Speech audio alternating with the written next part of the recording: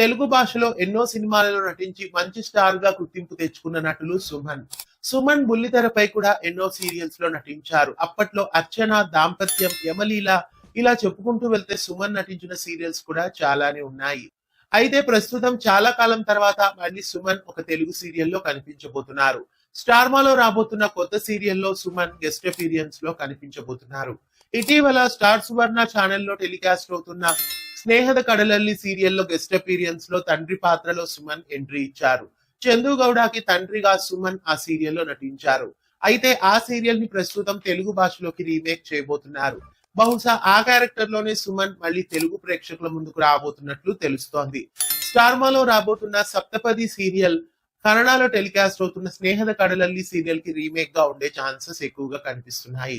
తెలుగు వెండితెరపైనే కాకుండా తెలుగు బుల్లితెరపై కూడా సుమన్ సీరియల్స్ లో కనిపించడం మీకెలా అనిపిస్తోంది?